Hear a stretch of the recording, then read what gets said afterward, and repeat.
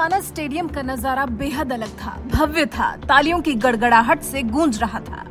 UP में ऐतिहासिक जीत हासिल करने वाले योगी का शपथ ग्रहण समारोह था। देश के बड़े बड़े दिग्गजों की मौजूदगी में योगी ने अपने दूसरे कार्यकाल की पद और गोपनीयता की शपथ ली। उनके साथ ही शपथ ली योगी 2.0 कैबिनेट के 52 मंत्रियों ने। राज्यपाल आनंदीबेन पटेल ने सभी को पद और गोपनीयता की शपथ दिलाई। इन 52 मंत्रियों में 5 महिला मंत्री भी हैं जिन्हें योगी 2.0 कैबिनेट में शामिल किया गया है। बेबी रानी मौर्य को कैबिनेट मंत्री और गुलाब देवी को राज्य मंत्री बनाया गया है। इन 2 महिला नेताओं को छोड़कर मंत्री बनाए गए हैं 3 नए चेहरे। ये 3 नए चेहरे जिनमें प्रतिभा शुक्ला, रजनी तिवारी और विजयलक्ष्मी गौतम का नाम शामिल है। अब एक एक कर जानते हैं कि बाकी सभी महिला नामों को छोड़कर इन 5 महिलाओं को ही कैबिनेट में क्यों जगह दी गई।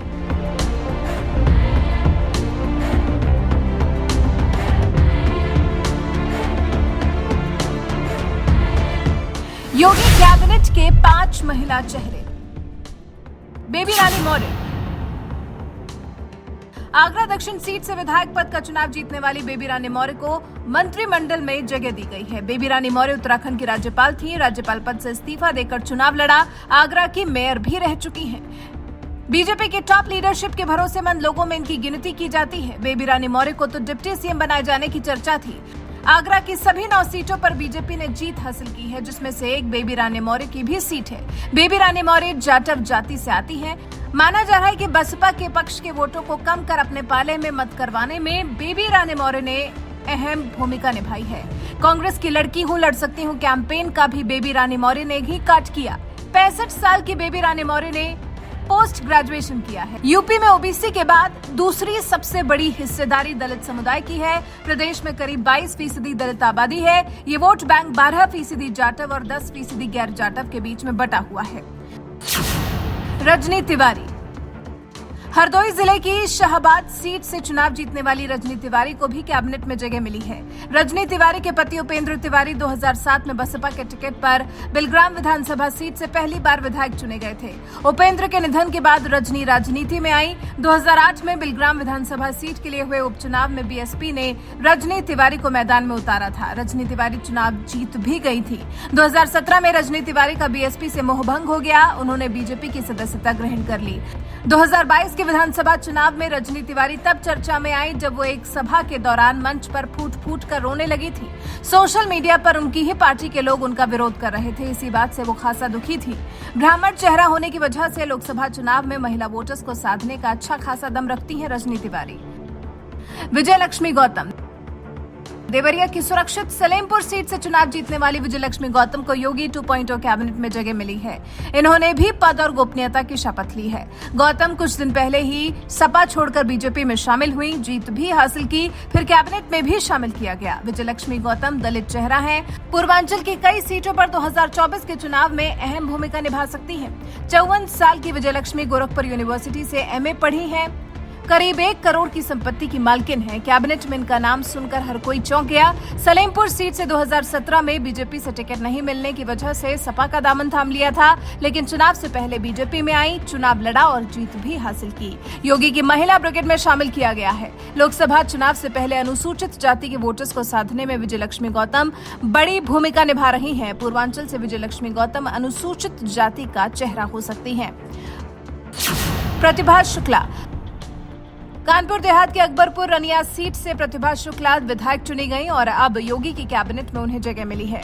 प्रतिभा शुक्ला के पति अनिल शुक्ला वारसी हैं। वो बीएसपी के पूर्व सांसद रह चुके हैं। प्रतिभा ने तीसरी बार विधायकी का चुनाव जीता है। सबसे पहले बसपा के टिकट पर विधायक बनी थी। कानपुर देहात में पहला ब्राह्मण चेहरा है। महिला मुद्दों को लेकर काफी प्रखर रही है प्रतिभा शुक्ला। क्षेत्रीय स्तर पर अच्छी पकड़ रखती है। कोरोना काल में काफी एक्टिव नजर आई थी प्रतिभा शुक्ला। गुलाब देवी को योगी की महिला ब्रिगेड में शामिल किया गया है। संभल की चंदौसी सीट से चुनाव जीतकर विधानसभा पहुंची। 5वीं बार विधायक चुनी गई हैं गुलाब देवी। 2 बार राज्य मंत्री रह चुकी हैं। पश्चिम यूपी में अनुसूचित जाति के बीच बड़ा चेहरा है। संघ से भी अच्छा कनेक्शन रखती हैं गुलाब देवी। 66 साल की गुलाब देवी पोस्ट ग्रेजुएट हैं। बीजेपी दलित वोटर्स के बीच अच्छी पैठ रखती हैं। पहले योगी सरकार में भी मंत्री थी। 2 करोड़ की संपत्ति की मालकिन है। पश्चिमी यूपी में गुलाब देवी बीजेपी का सबसे अहम दलित चेहरा मानी जाती हैं। ये तो है योगी 2.0 कैबिनेट की महिला ब्रिगेड। वहीं अब बात करें योगी के पहले कार्यकाल की महिला ब्रिगेड की, तो रीता बहुगुणा जोशी थी जो कि कैबिनेट मंत्री थी, स्वाति सिंह थी जिन्हें राज्य मंत्री स्वतंत्र प्रभार दिया गया था, अर्चना पांडे को भी राज्य मंत्री का पद मिला था, गुलाब देवी पिछली बार राज्य मंत्री बनाई गई थी, इस बार भी योगी की महिला ब्रिगेड में शामिल किया गया है। और एक और नाम था अनुपमा जायसवाल का, जिन्हें राज्य मंत्री स्वतंत्र प्रभार की जिम्मेदारी मिली थी। 2019 के लोकसभा चुनाव के बाद रीता बहुगुणा जोशी ने सांसद चुने जाने के बाद मंत्रिमंडल से इस्तीफा दिया था। इस पद की भरपाई के लिए पहले विस्तार में कानपुर के घाटमपुर क्षेत्र की विधायक कमल रानी वरुण को कैबिनेट में शामिल किया गया था। इस विस्तार में 2 महिला राज्य मंत्री स्वतंत्र प्रभार अर्चना पांडे और अनुपमा जायसवाल की छुट्टी कर दी गई थी। इसमें कल्याणपुर सीट से विधायक नीलिमा कटियार को कैबिनेट में आने का मौका मिला। महिला मंत्रियों की संख्या हो गई 4। कोविड काल में इनमें से कमल रानी वरुण का निधन हो गया तो महिला मंत्रियों की संख्या 3 रह गई। योगी कैबिनेट के दूसरे विस्तार में गाजीपुर सदर की विधायक डॉक्टर संगीता बलवंत को शामिल किया गया। इसके बाद महिला मंत्रियों की संख्या 4 हो गई, लेकिन कैबिनेट मंत्री का दर्जा किसी को नहीं मिल सका। ये है योगी कैबिनेट के बीत चुके कार्यकाल और अब शुरू हो रहे दूसरे कार्यकाल का पूरा ब्यौरा। वैसे आपका योगी की इस नई चुनी गई महिला ब्रिगेड के बारे में क्या कहना है? अपनी राय हमें कमेंट कर जरूर बताएं।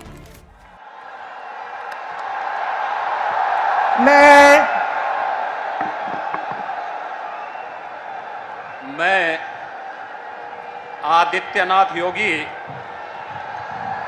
ईश्वर की शपथ लेता हूं कि मैं विधि द्वारा स्थापित भारत के संविधान के प्रति सच्ची श्रद्धा और निष्ठा रखूंगा। मैं भारत की प्रभुता और अखंडता अक्षुण्ण रखूंगा। मैं उत्तर प्रदेश राज्य के मुख्यमंत्री के रूप में अपने कर्तव्यों का श्रद्धापूर्वक और शुद्ध अंतःकरण से निर्वहन करूंगा तथा मैं भय या पक्षपात, अनुराग या द्वेष के बिना सभी प्रकार के लोगों के प्रति संविधान और विधि के अनुसार न्याय करूंगा। मैं आदित्यनाथ योगी ईश्वर की शपथ लेता हूं कि जो विषय उत्तर प्रदेश राज्य के मुख्यमंत्री के रूप में मेरे विचार के लिए लाया जाएगा अथवा मुझे ज्ञात होगा, उसे किसी व्यक्ति या व्यक्तियों को तब के सिवाय जबकि ऐसे मुख्यमंत्री के रूप में अपने कर्तव्यों के सम्यक निर्वहन के लिए ऐसा करना अपेक्षित हो, मैं प्रत्यक्ष अथवा अप्रत्यक्ष रूप से संसूचित या प्रकट नहीं करूंगा।